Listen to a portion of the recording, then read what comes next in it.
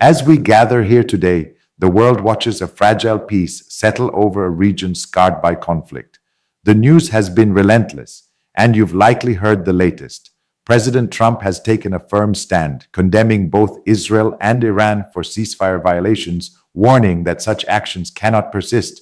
In the wake of this, he's held critical discussions with both nations, pressing Israel to halt all bombings without exception.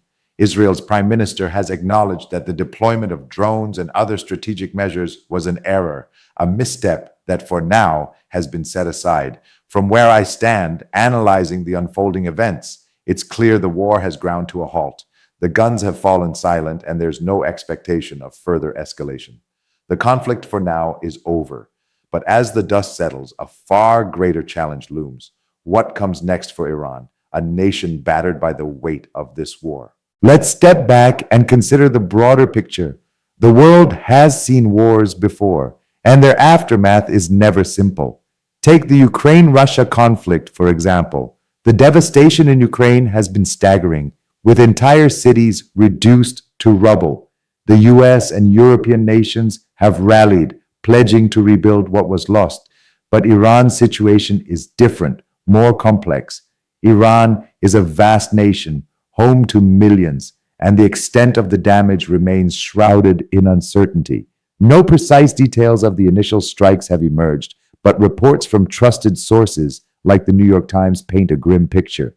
Iranian cities are described as devastated, with critical infrastructure, power grids, roads, hospitals, obliterated. Rebuilding a nation under such circumstances is a Herculean task, one Iran cannot tackle alone. Think about what happens when disaster strikes. Nations often turn to their allies seeking aid to recover, but Iran's military, once a point of pride, is in tatters. Storage facilities, warehouses, even food supplies have been wiped out. Their manpower and vehicles have suffered catastrophic losses. Perhaps most shockingly, even their disaster relief forces, including organizations like the Red Crescent, have been targeted. War isn't the glorified spectacle we see in movies. It's brutal, unforgiving, and leaves scars that linger for generations. Look at Iraq.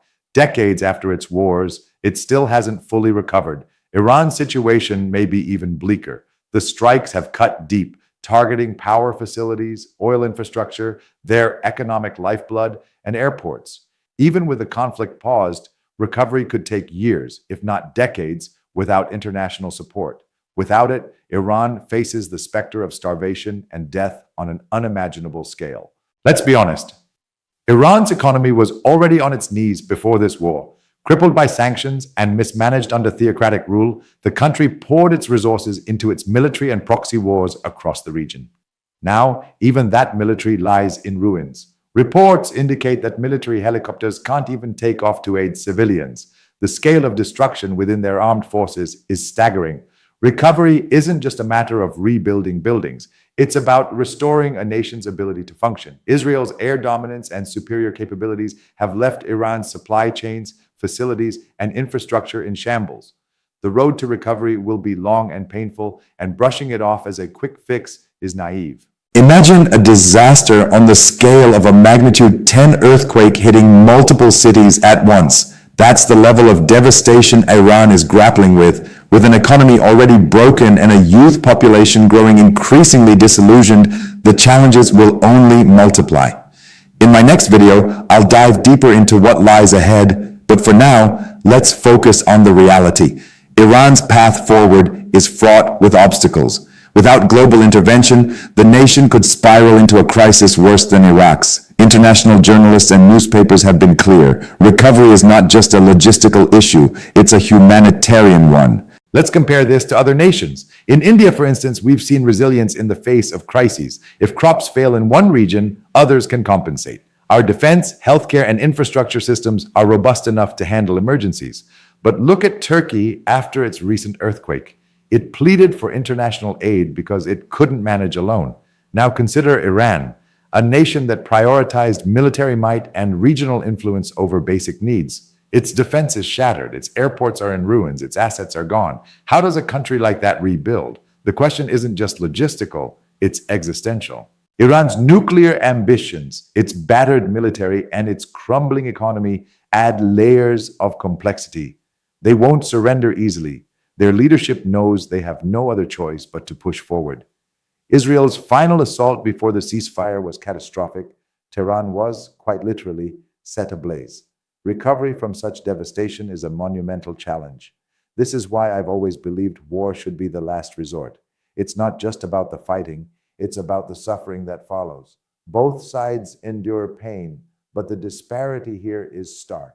Israel, with its global support from the US, Europe, and Jewish communities worldwide, including in Russia, has the resources and resilience to bounce back quickly. That's their greatest strength. Iran, on the other hand, stands nearly alone. Labeled a pariah by much of the world, its relationships are strained. Even Qatar, one of its few allies, has begun to distance itself. China, which relies heavily on Iran's oil, might step in, but to what extent? Their economy is tied to Iran's, so they're not unaffected by this collapse. India, as a neutral player, could offer humanitarian aid, but the scale of the crisis demands more. The coming days will likely reveal harrowing scenes of starvation and loss in Tehran and beyond. The question isn't just how Iran will recover, but who will step up to help. The answers will shape not only Iran's future, but its political and religious identity for years to come. Let's reflect on what makes a nation resilient. A strong military and a stable economy are the backbone of any country's survival. Without them, no amount of rhetoric can hold a nation together. Iran's limits have been crossed, and the faith of its people is at risk of crumbling. This is the harsh reality they face. The world must now decide whether to extend a hand or turn away. History shows us that nations left to fend for themselves in such crises often descend into chaos. Iran's story is still unfolding, but one thing is certain: the road ahead is perilous, and the choices made now will echo for generations.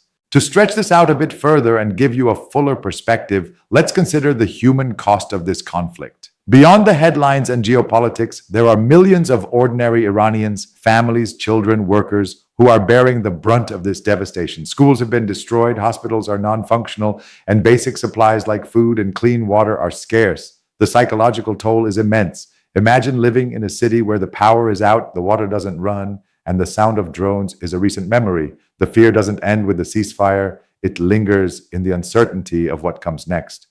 Humanitarian organizations will need to mobilize quickly, but with Iran's isolation, even that is a challenge. The international community must weigh the cost of inaction against the cost of intervention. Another angle to consider is the ripple effect on the region. Iran's collapse as a regional power creates a vacuum. Who fills it? Will it lead to further instability, or could it open the door to new alliances?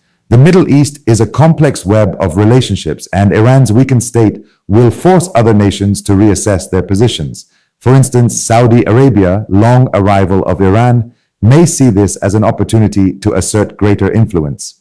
Meanwhile, smaller nations like Lebanon, heavily reliant on Iran's support through groups like Hezbollah, may face their own crises. The domino effect of this war extends far beyond Iran's borders. As we wrap up, I want to emphasize that war leaves no winners in the long run. The destruction in Iran is a tragedy, not just for its people, but for the world.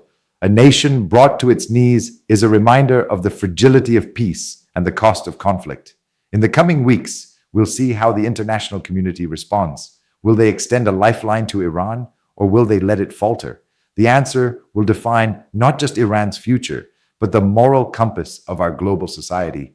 Stay tuned for my next video, where we'll explore the challenges and potential paths forward. For now, let's hope for a world that chooses healing over division.